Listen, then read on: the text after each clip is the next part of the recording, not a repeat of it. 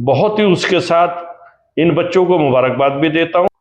केवल कोटा एक अकेली इकरा हसन को बुला करके, सांसद को बुला करके कोटा पूरा नहीं हो जाता। करूंगा मैं किसी एक धर्म का कार्यक्रम नहीं करूंगा। तो धर्म का कार्यक्रम कैसे हुआ जब इकरा हसन भी मंच पर है? मेरा ये कहना सिर्फ अकेले हिंदू राजपूत किसी मुस्लिम राजपूत को गाली नहीं देता, हिंदू जाट किसी मुस्लिम जाट को गाली नहीं देता, और मेरा हिंदू गुजर भाई अगर गाली देने का काम करता है, जलालत करने का काम करता है, हमें मुल्ली बताने का काम करता है, हमें मुल्ला बताने का काम करता है, तो वो हमारा हिंदू गुजर भाई तो मुसलमान गुजर के ऊपर आज चढ़ा हुआ है। जय हिंद, मैं हूं परवेज पंवार और आप देख रहे हैं LKB हिंदुस्तान। पश्चिम उत्तर प्रदेश की सियासत में इन दिनों गुर्जर राजनीति को लेकर बड़ी चर्चाएं हैं और गुर्जर समाज द्वारा लगातार आयोजन किए जा रहे हैं। पूर्व में समाजवादी पार्टी के राष्ट्रीय अध्यक्ष अखिलेश यादव द्वारा दादरी में महारैली को संबोधित किया गया। उसके बाद 10 अप्रैल को सहारनपुर के जनमत सभागार में गुर्जर समाज द्वारा एक गुर्जर संसद एवं चिंतन सम्मेलन का आयोजन किया। तो गुर्जर समाज की पश्चिम उत्तर प्रदेश में राजनीतिक रूप से इन आयोजनों का क्या असर पड़ेगा, उसको लेकर चर्चा करेंगे। समाजवादी पार्टी के वरिष्ठ नेता हैं चौधरी मुजाहिर हसन राणा जी, ऑल इंडिया गुर्जर महासभा के राष्ट्रीय अध्यक्ष भी। सबसे पहले तो राणा जी आपका स्वागत है। बहुत बहुत धन्यवाद, बहुत बहुत शुक्रिया आपका। राणा जी, पश्चिम उत्तर प्रदेश में इन दिनों गुर्जर सियासत को लेकर बड़ी चर्चाएं हैं। दादरी महारैली के बाद 10 अप्रैल को जिस तरह से सहारनपुर के जनमत सभागार में गुर्जर संसद एवं चिंतन सम्मेलन का आयोजन किया गया, उसको लेकर क्या कहें? देखो, जहां तक दादरी सम्मेलन और गुर्जर संसद का सवाल है, दादरी सम्मेलन एक राजनीतिक सम्मेलन था जी। सहारनपुर के अंदर जो गुर्जर सांसद हुई है, ये गैर राजनीतिक थी, सामाजिक मुद्दों के ऊपर इसको बुलाया गया था। मैं साधुवाद देता हूं उन तमाम साथियों को, मुबारकबाद देता हूं कि बहुत दिनों के बाद कभी हमारे जो पहले लोग थे, हमसे पहली पीढ़ी के लोग थे, वो समाज के लोगों को इकट्ठा करके वक्त वक्त पर एक दिशा निर्देश देने का काम करते थे, अच्छाई और बुराई को पहचानने की बात करते थे, नई जनरेशन को बनाने का काम करते थे। बीच में ये सांसद इस तरीके की बातें समाप्त हो गई हैं, और समाप्त होने पर यह हुआ कि दोनों समाज के बीच के अंदर विमनस्य और भाईचारे का जो नुकसान हुआ है वो इसी वजह से हुआ है क्योंकि आपस में गेट टुगेदर नहीं हो पाए, आपस में मिल नहीं पाए। तो मैं बहुत ही उसके साथ इन बच्चों को मुबारकबाद भी देता हूं, साधुवाद देता हूं कि इन्होंने एक शुरुआत की और लोगों को मौका दिया अपनी बात रखने का, और लोगों को इन्होंने जो बुलाया था, जिस मकसद के लिए बुलाया था, इन्होंने एक एजेंडा तैयार करना चाहिए था जी कि भाई हम किस एजेंडे पर इतनी बड़ी संसद, इतने बड़े लोगों को, तमाम लोगों को, जो समाज के जिम्मेदार लोग हैं, पदाधिकारी हैं, विधायक हैं, सांसद हैं, उन लोगों को हम किस एजेंडे पर बुलाना चाहते हैं। तो उसमें तो निर्धारित था कि समाज की शिक्षा, समाज का राजनीतिक स्तर, इसके अलावा कई ऐसे मुद्दे चिन्हित थे जिन पर चर्चा होनी थी और उसके इर्द गिर्द इस पर फोकस भी रहा। नहीं, आप बिल्कुल सही कह रहे, मुद्दे होंगे, और मैं ये समझता हूँ मैंने करीब करीब जितने भी लोग वहां 17, 18, 19 जितने भी लोगों ने अपनी बातें रखी है, उन सब लोगों ने बातें मुद्दे के ऊपर कम और अपनी बातें उन्होंने सबने ज्यादा रखने का काम किया। जिस तरीके का इसका एक इम्पैक्ट जाना चाहिए था, मुद्दों क्या तय किया है, आप वहां रहे शुरू से आखिर तक जी। तो कौन से मुद्दे ऐसे हैं जिन मुद्दों के ऊपर ये तय किया गया कि समाज के अंदर अगर ये ऐसे नहीं होगा तो हम इस पर ये एक्शन लेंगे, और ऐसे नहीं होगा तो हम इस पर ये रिएक्शन करेंगे। आज हालात इतने खराब हैं, सामाजिक तौर से भी, आर्थिक तौर से भी, और तमाम दिशाओं के अंदर आज आपस में जिस तरीके से बैर भाव की राजनीति यहां पर शुरू हो गई है, उनके ऊपर बैठ करके ये मंथन होना चाहिए था। अगर कोई गैर अनासिर बच्चा, कोई गलत बच्चा गलत रास्ते पर जा करके और गलत रास्ते को अख्तियार करने के बाद किसी की बहू बेटियों को तकने का काम करता है, तो हम समाज के लोग इकट्ठा होकर के उसको क्या सजा देंगे। तय होना चाहिए था कि अगर हमारे समाज के कोई भी बच्चा किसी भी तरीके का गलत धंधों करने पर लगा हुआ है या गलत बातों में चल रहा है, हम समाज के अंदर बैठ करके उसके लिए क्या सजा तय करेंगे।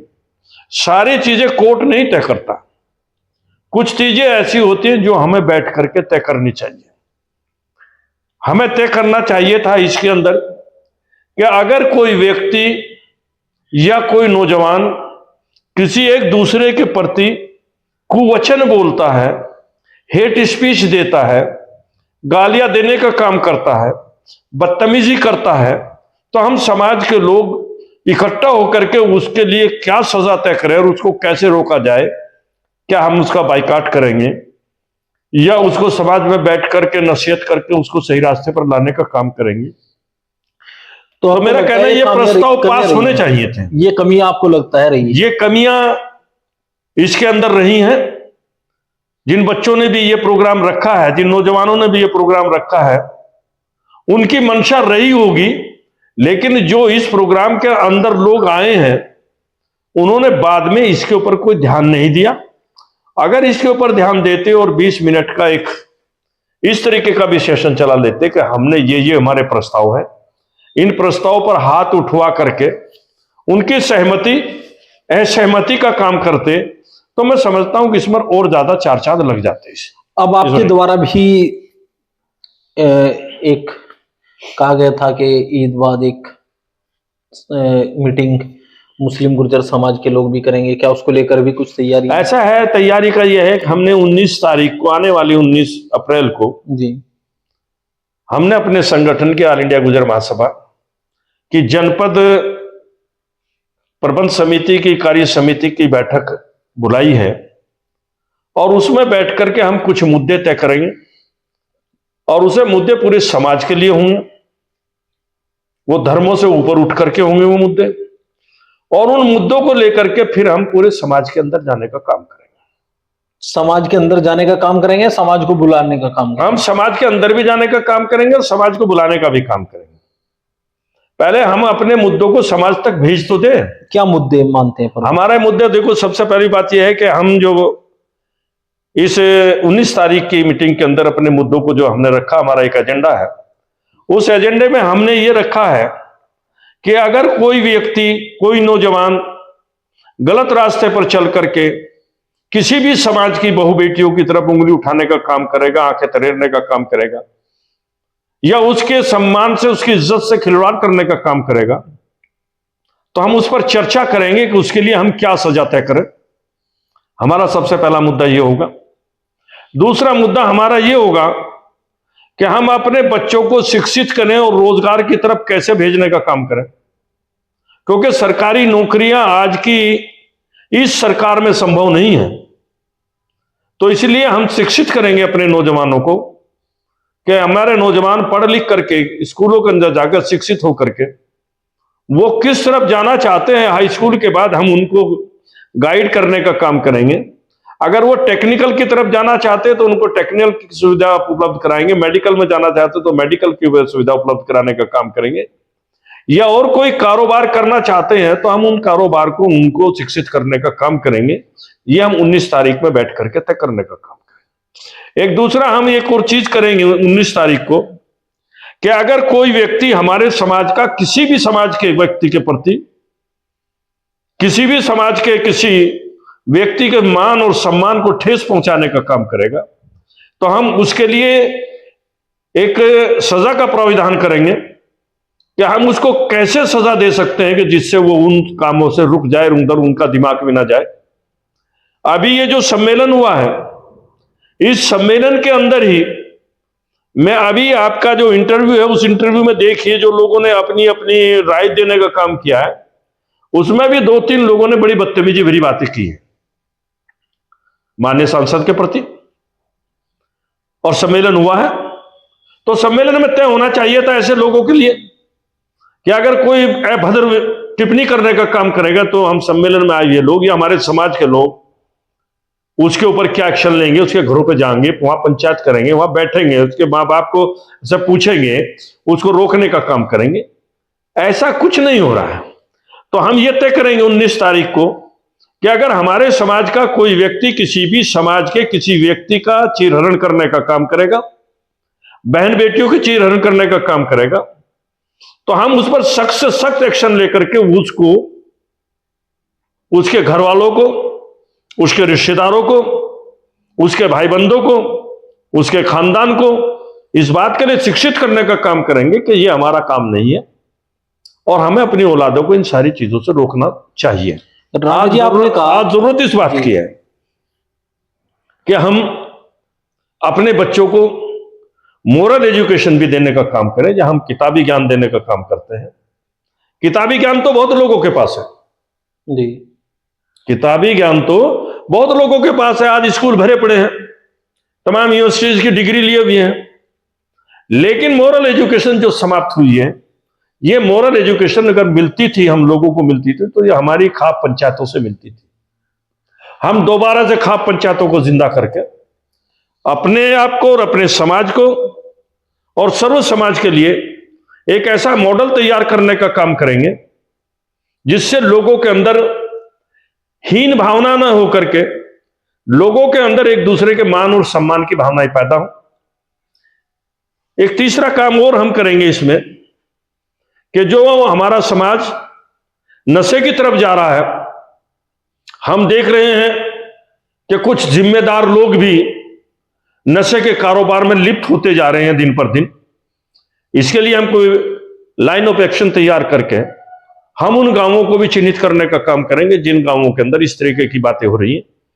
हम अपने नौजवान को उस नशे से दूर ले जाने का काम करेंगे और उनको शिक्षित करेंगे कि नशे से हमारी कई पीढ़ियां खराब हो रही हैं, हमारा समाज खराब हो रहा है, हमारे समाज के मान और सम्मान और मर्यादाएं तार तार हो रही हैं। लिहाजा हम जिम्मेदार लोगों को इकट्ठा करके उन गांवों को भी चिन्हित करके उन गांवों में जाकर के लोगों को एजुकेट करने का काम करेंगे। लेकिन राणा जी, आपने कहा कि ये जो संसद है, ये लंबे समय बाद इस तरह का कोई कार्यक्रम आयोजित किया गया, तो जो गैप आया उसका क्या कारण आप मानते हैं? देखो, उसका कारण यही रहा है कि ना तो हम राजनीतिक बन पाए, ना ही हम सामाजिक बन पाए। वो पीढ़ी जो सामाजिक पीढ़ी भी थी और राजनीतिक पीढ़ी भी थी, वो आहिस्ता आहिस्ता खत्म होती चली गई। हमने नई पीढ़ी को संस्कार उस स्तर के नहीं दे पाए कि जिससे हम उन सारी चीजों को समाज के अंदर बैठ करके कर सकें। दूसरी बात यह कि ऐसे लोगों का वर्चस्व कायम हुआ है, इससे सरकार की भी सहायता मिलती है। आज हमारे देश और प्रदेश के अंदर जो सरकारें चल रही हैं, उन सरकारों को भी इन संस्कारों से कोई लेना देना नहीं है। वो तो येन केन प्राकेन सत्ता की कुर्सी पर बैठना चाहते हैं। उन्हें इस बात का कोई मतलब नहीं है कि जो हम बोल रहे हैं 2 करोड़ लोगों को प्रतिवर्ष रोजगार देने की, उनको रोजगार मिल रहा है या नहीं मिल रहा। हम सस्ती गैस देने की बात करके आए हैं तो सस्ती गैस मिल रही है या नहीं मिल रही। सस्ता पेट्रोल की बात करके आए, उनको सस्ता पेट्रोल मिल रहा है या नहीं मिल रहा। महिलाओं के बेटी बचाओ बेटी पढ़ाओ का नारा दे करके उन बेटियों का सम्मान बच रहा है या नहीं बच रहा है। उन्हें इस बात का नहीं है कि बेटियों के सम्मान के साथ खिलवाड़ करने वाले जो बड़े लोग हैं, उन लोगों को महिमा मंडित करने करके उनके गले में हार डाल करके फूल मालाएं डाल करके उनका स्वागत किया जा रहा है। उन लोगों को इस बात से कोई सरोकार नहीं है। उन्हें इस बात से कोई सरोकार नहीं है कि देश का संविधान बचेगा तो लोकतंत्र बचेगा। लेकिन राणा जी, मैं इसी संसद पर ही आपसे चर्चा करना चाहता हूँ। राजनीतिक मेरा ये इंटरव्यू आपसे नहीं है राजनीतिक। मैं आपसे इस पर चाहता हूं कि जिस तरह से गुर्जर संसद हुआ है, इसमें हिंदू और मुस्लिम गुर्जर दोनों को बुलाया गया, तो आप जो कार्यक्रम करेंगे क्या उसमें भी इसी तरह का? नहीं, मेरी बात सुनिए। इसमें हिंदू और मुसलमान मैं कहना नहीं चाहता था इस बात को। इसमें मुसलमान को किसको बुलाया? कौन से मुसलमान गुर्जर के नौजवान के विचार रखवाए वहां? कौन से मुसलमान गुर्जर को आगे बढ़ाया? सिर्फ इकरा हसन ने एक अकेली वाहिद सांसद है वो मौजूदा, और इत्तेफाक से इस सहारनपुर के एक हिस्से की सांसद है। केवल कोटा एक अकेली इकरा हसन को बुला करके, सांसद को बुला करके कोटा पूरा नहीं हो जाता। आप अगर कार्यक्रम करेंगे तो किसे बुलाएंगे? नहीं, मैं अगर कार्यक्रम करूंगा तो मैं तो सबको बुलाऊंगा। मैं कार्यक्रम करूंगा तो मैं तो सबको बुलाऊंगा और सबको बुला करके मैं समाज का कार्यक्रम करूंगा, मैं किसी एक धर्म का कार्यक्रम नहीं करूंगा। तो धर्म का कार्यक्रम कैसे हुआ जब इकरा हसन भी मंच पर है? मेरा यह कहना सिर्फ अकेले, जहां आप समाज के एक हिस्से का इतना बड़ा प्रतिनिधित्व दे रहे हो तो वहां पर दूसरे समाज का भी प्रतिनिधित्व वो नहीं कम से कम 1/3 तो देना चाहिए था। मंच पर ज्यादातर जो लोग थे वो विधायक, पूर्व सांसद, ब्लॉक प्रमुख, इस जनप्रतिनिधि थे। तो इकरा हसन अकेली जनप्रतिनिधि इधर से थी। मेरा कहना यह है कि अगर आप मंच की देखें और मंच पर जो पीछे की लाइन है जी, तो आपके इस सवाल का जवाब उस मंच से ही पता चल जाएगा। पीछे की लाइन में तो साजिद हसन थे, सलीम अख्तर। मैं कहता वो ऐसे लोग थे कि उनको कोई बात करने का मौका नहीं दिया कि वो अपनी बात रख सके, समाज की बात रख सके। पीड़ा तो आज हमारे समाज को है ना। गुजरों में अगर आज कोई पीड़ित है, समाज में अगर एक हिस्सा कोई पीड़ित है तो वो पीड़ित कौन है? वो पीड़ित तो हम ही तो हैं। किस तरह से पीड़ित है? इस तरीके से पीड़ित है कि हिंदू राजपूत किसी मुस्लिम राजपूत को गाली नहीं देता, हिंदू जाट किसी मुस्लिम जाट को गाली नहीं देता, और मेरा हिंदू गुजर भाई अगर गाली देने का काम करता है, जलालत करने का काम करता है, हमें मुल्ली बताने का काम करता है, हमें मुल्ला बताने का काम करता है, तो वो हमारा हिंदू गुजर भाई तो मुसलमान गुजर के ऊपर आज चढ़ा हुआ है। आज अगर हम दुखी हैं और परेशान हैं तो हम किसी और दूसरी समाज से नहीं है। आज हमारे ही समाज का आदमी हमारा उत्पीड़न कर रहा है। हल तो इस बात का होना चाहिए। इस तरह की भाषा का इस्तेमाल करने वालों का प्रतिशत आप क्या मानते हैं? मैं प्रतिशत चाहे 1% हो, 0.001% तो क्या ऐसे उनको मुस्लिम गुजरों में नहीं है? उनको रोकने वाला तो नहीं कोई, उनके रोकने वाला तो नहीं कोई। जहां तक मुस्लिम गुजरों का सवाल है, मुझे बताइए, जहां तक मुस्लिम गुजरों का सवाल है, अगर किसी मुसलमान गुजर ने इस तरीके की भाषा का इस्तेमाल किया कि जिन्होंने उनको कुछ बोल दिया हो या इस तरह के अपशब्द इस्तेमाल किए हो, हम वो आदमी है कि उसके घर जाकर के उसकी बोलती बंद करने का काम किया और करते हैं। तो आपको लगता है कि जो हिंदू गुर्जर समाज के लोग हैं, जो हमारे हिंदू गुर्जर भाई हैं, वो आपको लगता है कि वो इस तरह की भूमिका में नहीं है? वो नहीं लगता तो है, वो जब भूमिका में है ही नहीं। अगर भूमिका में होते तो ये जो 5-7 आदमी हैं जो समाज को बांटने का काम कर रहे हैं, जो समाज के साथ गंदा व्यवहार कर रहे हैं, इन लोगों के घर पे बैठ करके इनको बताया भी जा सकता, इनको समझाया भी जा सकता था, इनसे कहा भी जा सकता था।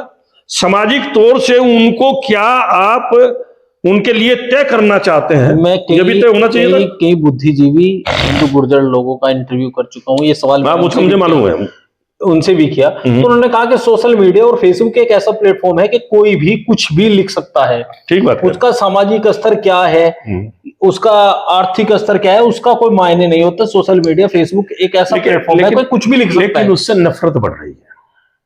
मेरा कहना यह है कि सामाजिक स्तर या कोई और दूसरा स्तर नापने का कोई हथियार या बैरोमीटर हमारे पास नहीं है। वो सोशल मीडिया पे घर में बैठ करके भी अगर कर रहा है तो हमें 10 आदमी बिरादरी के इकट्ठा होकर के उसके घर में ही बैठ करके उसको समझाना चाहिए। मेरा कहना यह है। मेरा कहना यह है कि जो इस तरीके का व्यक्ति है उसका चाहे कोई भी स्तर नहीं है, लेकिन बाहर जो है उसका स्तर नहीं कोई जान रहा। जो सोशल मीडिया पर यहां चल रहा है तो बंगाल में जाकर के वो उसको नहीं देख रहा, वहां तो नफरत फैलेगी। जो सहारनपुर के अंदर कर रहा है तो अगर उसे जाकर के कहीं दूसरे पंजाब में या कहीं देखेंगे तो उससे नफरत फैलेगी। सहारनपुर का आदमी तो जान रहा है उसका क्या हदूदरबा है। अब मेरा सवाल आपसे इसी से संबंधित ये है कि क्या अच्छा कहने वालों की संख्या ज्यादा है या बुरा कहने वालों की संख्या? आपने कहा कि 4-5 लोग हैं, 4-5 लोग हैं। ऐसे मुस्लिम गुजरों में भी हो सकते हैं कुछ लोग, ऐसा नहीं है। पूर्व में मुकदमा भी दर्ज हुआ था, एक महिला के खिलाफ अपशब्द कहे गए थे। उस महिला के खिलाफ जिसके अपशब्द कहे गए थे, जबकि वो मैंने कहा था, मेरी बाइट भी इस पर आई थी कि वो हमारी बहन है। हाँ, इंटरव्यू मैंने किया था। आपने इंटरव्यू किया था कि वो हमारी बहन है अगर हमारी बहन के मान और सम्मान को कोई व्यक्ति ठेस लगाने की कोशिश करेगा तो वो क्या सांटे से उसके खाल उधेड़ेगा, उसकी खाल हम उधेड़ देंगे। और हमने उसकी खाल उधेड़ने का काम किया और उसको ला करके घसीट कर ला करके ही गंगो थाने में ही बंद करवाया, उसको गंगो थाने में ही बंद करवाया। अब आपने और जब ये प्रयास किया तो क्या अपने हम उम्र जो आपका संघर्ष है, गंगो नकुड़ की सड़कें, कोई सड़क ऐसी नहीं जो आपसे वाकिफ ना हो, आपने कई दशक संघर्ष करते हुए हो गए हैं, तो क्या आपने अपने हम उम्र अपने साथियों से इस बात को लेकर चर्चा की हिंदू गुर्जर समाज के कि ये समाज में गलत हो रहा है, इसको लेकर हमें कुछ प्रयास करना चाहिए? मैंने इस बात पर चर्चा भी की, लोगों से चर्चा में करता भी रहता हूं, ऐसा नहीं कि मैं चर्चा नहीं करता। नहीं आया उधर से? वो जब सामने सामने होते हैं तब बहुत अच्छा रेस्पॉन्स रहता है, लेकिन पीछा मुड़ने के बाद उसका फिर रेस्पॉन्स नहीं रहता, और उसका रेस्पॉन्स इसलिए नहीं रहा, मैंने बहुत बार ये कोशिश की, चाहे छापुर की घटना हो, चाहे ये बीराखेड़ी वालों की घटना हो, चाहे घटना सांगाठेड़े वाली हो। सांगाठेड़े वाली घटना पर भी हम पेश रहे, लेकिन कुछ लोगों ने लड़की वाले की इज्जत को उछालने में कोई कसर नहीं छोड़ी। ये भी हमने अपने उसमें भी, शायद आप ही ने मेरा इंटरव्यू लिया था इसके बारे में भी जी, मैंने इस बात को भी वहां भी साफ करने का काम किया था। और हमने एक वादा किया था कि हम कोई भी हमारी बहन, हमारी बेटियों को अगर इस तरीके से कोई किसी भी समाज का ले जाने की बात करेगा, हम कतई तौर पर भी उसके साथ नहीं रहेंगे। और हमने अपने उस वादे को निभाने का काम किया। हमने, जबकि 164 के बयान, उसकी कॉपी हम लोगों के पास भी, सब लोगों के पास है, लेकिन हमने उसको भी इनकार किया, उसको भी नकारने का काम किया। और हमने यहां तक किया कि हमने वकील भी नहीं खड़ा होने दिया उस लड़के का, और अपनी उस बेटी को उसके मां बाप के सपुर्द कराने में हमसे जो भी कुछ बन पाया हमने वो काम किया है। जो लोग हमारे पास आए थे उस वक्त पर ये प्रस्ताव लेकर के, हमने उनको आश्वस्त कर दिया था कि लड़की कोई भी बयान देगी, लेकिन हम उस लड़की को किसी भी हालत में गलत निर्णय नहीं लेने देंगे, हम उसको उसके मां बाप तक पहुंचाने का काम करें। और ये होना चाहिए, समाज के लोगों को ये करना चाहिए। और मैं फिर आपके चैनल के माध्यम से उन लोगों को फिर मुबारकबाद देना चाहता हूं, जिन बच्चों ने, जिन नौजवानों ने ये सराहनीय कदम उठाने का काम किया। गलती हो सकती है, मैं उसको इतना ज्यादा तूल नहीं देना चाहता हूं, गलतियां हो सकती है। आइंदा कोई अगर बात होगी, हम सब लोग आपस में मिल बैठ करके, आपको आयोजकों का कॉल नहीं आया? ना मेरे पास आपसे संपर्क नहीं? मेरे पास किसी का कॉल नहीं आया, ना किसी ने मुझसे यानी संबंध स्थापित करने की बात की। और मैं तो इसको इस मानता हूं, हो सकता है कि मैं उस स्तर का ना हूं जिस स्तर के लोग वहां बुलाए गए हो, यह भी तो हो सकता है ना भाई। उन्होंने एक मानक तैयार किया कि हम इस स्तर के लोगों को बुलाएंगे, हो सकता है उस सफ में मैं ना हूं, तो मुझे कोई एतराज नहीं है। जब मैं उस लायक ही नहीं था तो उन्होंने नहीं बुलाया मुझे उस पर कोई एतराज नहीं है। मेरे पास एक आदमी का कल सुबह 10 बजे के करीब फोन आया था, कल सुबह, कार्यक्रम से पहले। कार्यक्रम तो चालू हो रहा, कार्यक्रम के दौरान ही, कार्यक्रम के दौरान ही कार्यक्रम चालू हो चुका था, का फोन आया था। उन्होंने कहा जी इस तरीके का मामला है और हम क्षमा प्रार्थी हैं, वो सब हम आपको इनवाइट नहीं कर सके, अगर आप आ सकते हो तो। मैं दूसरे कामों में बिजी, क्योंकि कल मेरे मेहमान आए हुए थे, मैं उन लोगों के साथ उस कार्यक्रम में बिजी था। और मुझे आज को से कोई एतराज नहीं, कोई गिला शिकवा नहीं है।